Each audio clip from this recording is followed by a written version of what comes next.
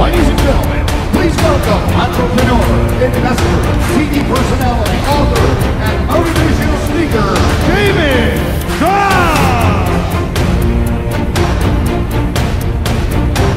The celebrity investors on Shark Tank are a hard group to please. Each member has made a fortune independently, and they generally know a lucrative idea when they see it. With their financial support and the added publicity of the highly popular show, inventors consistently turn their ideas into massive franchises worth millions and sometimes billions of dollars. Today we are exploring the top 10 Shark Tank businesses that exploded. Before Al Bubba Baker appeared on Shark Tank in late 2013, his boneless baby back rib business, Bubba's CiI, was doing $154,000 in annual sales. Just a little over 5 years later, he's bringing in a cool $16 million, and he expects to finish out the year stronger than ever. On the show, Baker made a deal with Shark Tank investor Daymond John, the founder of hip-hop clothing brand FUBU. The future couldn't be brighter for Al, John said on Friday's episode of Shark Tank. I still believe that this will potentially be my biggest deal ever. Baker's exponential growth is the result of getting a contract with CKE Restaurants, the parent company of both Carl's Jr. and Hardee's. The burger, which will sell as a single patty for $5.59, a double patty for $6.79, and a 1/3 pound thick burger for $6.79, will go on sale on April 26th and is expected to be on sale in 3,000 Carl's Jr. and Hardee's stores. Carl's Jr. and Hardee's came up to my booth at a food show because it's a patented boneless rib, Baker said in the update on Shark Tank, the television show that helped launch his company. We're the only people in the United States to do it. From meager beginnings, Bubba believes that he can grow his company to meet projections, which predict he will make more than $200 million in lifetime sales. There has never been a more explosive time in the world of social impact. Social entrepreneurs have emerged from almost every industry, solving problems to improve the lives of others while employing business strategies to do so. A popular strategy is the one-for-one business model, a model that's easily tangible for consumers to understand and connect with social impact. I buy one, they give one. Bombas sells re-engineered athletic socks, and for every pair they sell, they donate another pair to charity. Their name comes from the Latin word for bumblebee, and their motto, "Be Better," is stitched into every sock as a reminder of their business's philanthropic mission. Bombas co-founders David Heath and Randy Goldberg were working together at a lifestyle website when they saw a post on Facebook about homeless shelters struggling to find socks. According to the New York Times, the idea led to the creation of the company. If other companies can do this for developing world countries, why can't we do this to solve a problem that people don't even know is right here in our backyard? Heath says in the Times. In 2014, they appeared on an episode of Shark Tank, ultimately landing a deal with Daymond John, $200,000 in exchange for 17.5% of their company, plus the financing of the inventory. Today, Bombas is one of the biggest Shark Tank successes. Heath told Business Insider's Richard Filoni that the company has been profitable since 2016 and brought in just under $50 million in revenue in 2017. Maine native Sabine Lamonck and Jim Selekis started Cousins Maine Lobster as a single food truck in Los Angeles in April of 2012, serving up authentic, sustainable lobster rolls. After an appearance on Shark Tank that netted the duo a $55,000 investment from Barbara Corcoran, Cousins took off. The business has seen exponential growth and now has 20 trucks nationwide and a fast casual restaurant in Los Angeles. It anticipates 20 new trucks on the streets for 2019 and has plans for international expansion. Earlier in 2016, Cousins Maine Lobster reached $20 million in sales. Its two newest cities, Nashville and San Antonio, are seeing record-breaking crowds, and the brand is on track to serve over 500,000 customers in 2016. Cousins Maine Lobster started with modest ambitions. In 2011, Selekis visited Lamonck in Los Angeles. One night during an alcohol-fueled sushi dinner on Sunset Boulevard, they bonded over their shared fondness for the food they grew up with together in Maine. The point that resonated was our loyalty, love, and devotion to our family. And the one thing that was always there for the family times was the lobster, Selekis said. We're like, why don't we bring this lobster out to LA? From these inauspicious, drunken beginnings came a major breakthrough in the world of Shark Tank. The businessmen are now multi-millionaires. Max Gunawan of San Francisco, California is the inventor of Lumio, a modern lamp that looks like a notebook when folded closed. The former architect raised $578,000 on Kickstarter to build the prototype in 2013. He sold $1 million worth of Lumio lamps before pitching the elegant lighting solution on Shark Tank in 2015. Gunawan asked for a $250,000 investment in exchange for 8% equity. He received offers from all 5 sharks and ultimately accepted Robert Herjavec's offer of $350,000 for 10% equity. While every shark expressed interest in the product, which sells online and at the Museum of Modern Art in New York and San Francisco, Mark Cuban was the first shark to ask Gunawan about his vision for the company. There has to be something that follows this, Cuban said. What's next? Gunwan's next idea, still in the development phase, is a miniature version of the product that folds into a portable lamp the size of a pocketbook. "I want this to live in your bag," Gunwan said about the miniature version, adding that the product would also be able to charge mobile devices. Last year, Lumio made $3 million in sales, hitting that mark again this past June, he told Forbes. He explained that his growth is healthy and that he will continue to make distribution deals with stores that appeal to a high-end artistic audience.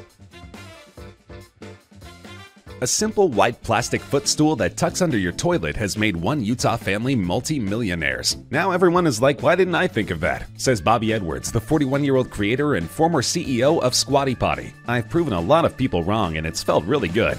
It all started because Bobby's mother had trouble in the bathroom. "I was constipated my whole life," Judy Edwards reluctantly admitted. Age only made the problem worse. A few years ago, a medical professional recommended Judy use a footstool to raise her knees while on the toilet. She tried it, and it worked. "It's just a world of difference," she said. Her husband Bill was amazed. "We both thought, wow, we're in our 60s. Why are we just now hearing about this?" The concept is that the Squatty Potty recreates the conditions in which humans are meant to use a toilet. The family began giving footstools to friends, who considered them gag gifts, until they started using them. "I saw the results, and I saw the effect on people, and I'm like, there really is something here," said Bobby.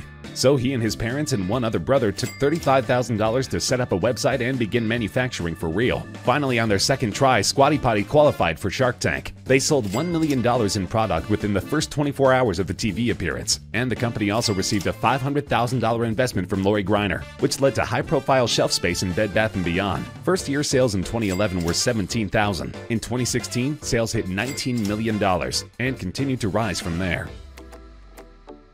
It's always preferable to travel light when camping or hiking. Thankfully, plenty of products have been made with this preference in mind. One of the most impressive inventions in camping gear comes from Luminade, a company that makes lighting your campsite easier than ever, with lanterns that are inflatable, solar-powered, and waterproof. The lanterns take up much less space and weight than your standard campsite lantern. Founded by Anna Stork and Andrea Shrestha, Luminade was initially designed to assist in post-earthquake relief efforts in Haiti. After a successful Shark Tank pitch that garnered offers from all 5 sharks and a deal with Mark Cuban for $200,000, the company took off and was able to expand its product line. Now anyone can illuminate their campsite or pool with Luminade products that can recharge through both solar and USB. Luminade may not be a household name in America, but it is making its presence felt in more than 70 countries. A group of humanitarian organizations have been using Luminade products in their operations, including Shelterbox, Doctors Without Borders, and the United Nations Population Fund. This January, business magazine Entrepreneur was reporting that Luminade had completed $5 million in sales through the first 9 months of 2018. Groovebook is a mobile app company that lets you print up to 100 of your smartphone photos and create a 4.5 by 6.5 inch photo book that's mailed to you every month. The cost of the service is only $2.99 per month, which includes shipping and handling. To ramp up the business, husband and wife team Julie and Brian Whiteman pitched Groovebook on the ABC TV show Shark Tank. 11 months after making a deal with shark investors Mark Cuban and Kevin O'Leary on national television, Groovebook announced it was acquired by Shutterfly for $14.5 million. The $14.5 million deal includes an upfront purchase amount and an earnout based on future performance. In Season 5, Kevin O'Leary was the most excited about Groovebook. "I always knew something huge was going to happen with this company," said Kevin, as he sat down with the Groovebook's founders Brian and Julie Whiteman as they signed their deal with Shutterfly. "It's a perfect marriage," Kevin beams of the historic deal. Adds the often intimidating shark, "I feel warm and fuzzy inside." "When we pitched on Shark Tank, we barely had any sales," say Brian and Julie, noting their business has grown 15 times since appearing on the show. In the early 2000s, Joel Clark was barely making ends meet. He had borrowed $250,000 to keep his pancake mix company alive, started several side hustles for extra cash, spoke with a bankruptcy lawyer about his options, and briefly left his post as CEO. But a new recipe and an appearance on Shark Tank transformed the struggling startup into a booming business. "I think the fact that we made it through those years is unbelievable," says Clark, 43, who still runs the Park City, Utah-based company Kodiak Cakes. "That's one of the hardest things I've lived through." John launched Kodiak Cakes in 1995, manufacturing the mix with the help of a small co-packer in Utah and storing the inventory in his basement. John and his brother Joel, 21 at the time and a student at the University of Utah, set about selling the mix. Gone was the little wagon, but the brothers still sold the product door-to-door to gift shops, hitting ski towns like Park City, Utah, Jackson, Wyoming, and Sun Valley, Idaho. After a rough patch, Clark had been watching a lot of Shark Tank and thought he stood a chance to get a massive investment. But during their pitch, the sharks weren't exactly biting. Joel walked into the tank asking for $500,000 in exchange for a 10% interest in the company. arguing that over the next 4 years, with the Sharks' investment, Kodiak would make over $20 million. During the segment, Sharks' Kevin O'Leary and Barbara Corcoran offered a joint counter, 50% ownership for $500,000, while Robert Herjavec offered $500,000 for a 35% stake in the company. In the end, it was the Sharks' loss. Kodiak cakes are now the top seller for pancake mix at Target and made more than $100 million in revenue in 2018. Amazon recently announced it would purchase Ring, a smart doorbell maker, in a deal reportedly worth $1 billion. The investors on ABC's Shark Tank had a chance to be early backers of this business. Ring CEO Jamie Siminoff appeared in a 2013 episode seeking a $700,000 investment in exchange for 10% of his company, then called Doorbot, but they missed out. None of the Sharks made an offer to invest except for Kevin O'Leary, who Siminoff turned down. The Sharks were extremely nice, Siminoff says. You can't blame an investor for missing out on something they heard for 20 minutes on a TV show. After spending $10,000 constructing a set for the episode and a month perfecting the pitch while trying to run a business, the time had come. Siminoff gave it his all only to receive one unsatisfactory offer, and no guarantee the episode would even air. Disappointed as he was, he returned to his garage and continued to work hard with his team because they knew they were onto something. While the product itself is relatively simple, a video doorbell that lets you see, hear, and speak to whoever's at your door remotely from your smartphone, it taps into something everyone cares about, feeling safe. With a solid product behind him and a mission to reduce crime in neighborhoods, Siminoff had a vision. Apparently, Amazon saw a huge value in this product because after years of development, they snapped it up for $1 billion.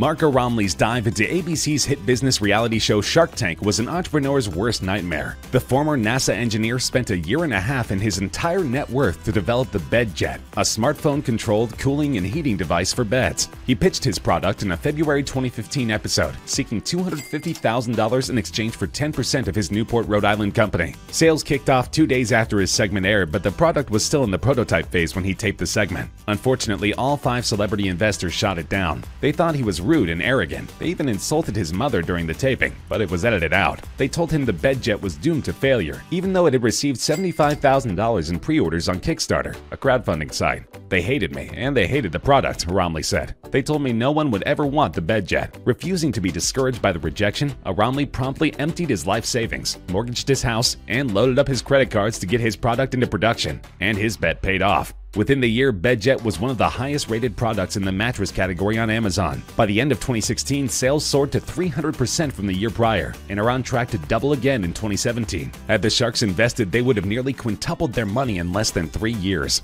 The company is currently valued at more than $5 million.